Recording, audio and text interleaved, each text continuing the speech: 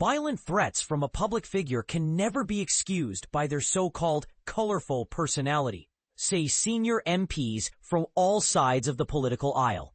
This was the unanimous reaction following Bob Katter's shocking threat to punch a Nine reporter during a tense press conference in Brisbane, held just before a series of divisive anti-immigration rallies. But here's where it gets controversial. Katter, known for his outspoken and unconventional style, claimed the reporter's questions were racist, sparking a heated debate about the limits of political conduct and media scrutiny. Health Minister Mark Butler and Liberal Senator Jane Hume were among the many political leaders who voiced their strong condemnation of Katter's aggressive outburst.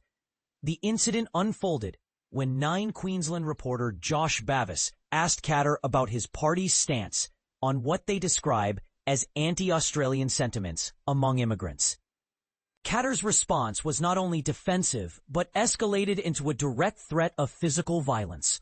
Anyone familiar with Australian politics knows Bob Katter is a bit of a character, but this behavior crosses the line, Butler told 7 Sunrise program on Friday morning. Threatening violence is unacceptable, and physically intimidating a journalist is simply not something we should tolerate, especially from someone in a leadership position. Senator Hume echoed these sentiments, emphasizing that Katter's reputation for being outspoken does not justify threatening harm. There must be consequences for such actions, she said.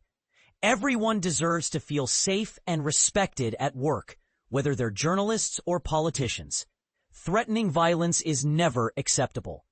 The confrontation took place at Queensland's Parliament House, where Katter and his party's state MPs were addressing the media ahead of the upcoming March for Australia rallies scheduled for Sunday. When Bavis questioned Katter about his family's Lebanese heritage, a topic tied to the party's political narrative, Katter exploded. "Don't say that, mate, because it really annoys me, and I've punched blokes in the mouth for saying things like that." Katter shouted, visibly agitated. "My family has been in Australia for 140 years. If you say anything like that, I've punched blokes in the mouth many times before. I'm holding myself back today." Katter then refused to answer further questions, pointing at Bavis and threatening him directly.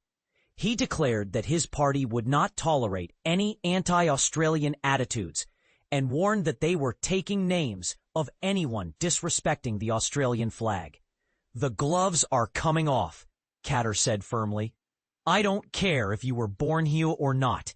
If you hold anti-Australian views, get out of my country." When Bavis pressed on, asking about immigrants who bring good values to Australia, Katter's response grew even more confrontational. "Don't say that. I'm not calling you a racist. You are a racist," he said, standing just inches from the reporter and shaking his fist. Other journalists at the scene voiced their support for Bavis, but Katter dismissed the question as racist and refused to engage further. "I won't answer that, and I don't consider him a proper Australian, a fair-minded Australian," Katter declared. Bavis later expressed that it was unfair and intimidating to be cut off mid-question and threatened in such a manner. Meanwhile, Katter's deputy leader, Nick Demeto, defended the senior MP, stating, "You offended Mr. Katter, so he's justified in responding offensively." Reflecting on the incident, Bavis told this publication that in nearly 2 decades of journalism, he had never encountered such hostility from an elected official. It was an extraordinary press conference where a federal MP spoke about compiling lists and deporting residents. "I was simply trying to highlight the positive contributions migrant families, including the Katters and my own, make to Australia through shared values," he said. Nine's executive director of news and current affairs, Fiona Deer, expressed full support for Bavis and condemned Katter's behavior. "He was just doing his job. Mr. Katter's aggressive threats are unacceptable," Deer said. "His unfounded and offensive accusation of racism is a reckless attempt to shut down legitimate questions and demands a public apology." Attempts to get a response from Katter's office about whether he regretted the threat were unsuccessful, and Queensland State MP Robbie Katter did not respond when asked if he found his father's conduct appropriate. Earlier on Thursday, Katter posted a statement on social media demanding an apology, insisting that being seen as anything other than Australian was deeply offensive to him. "I am a proud Australian," he wrote. "It shouldn't matter when or how you arrived here, or how long you've been here. If you live by our laws, uphold our values, and defend our way of life, you are Australian."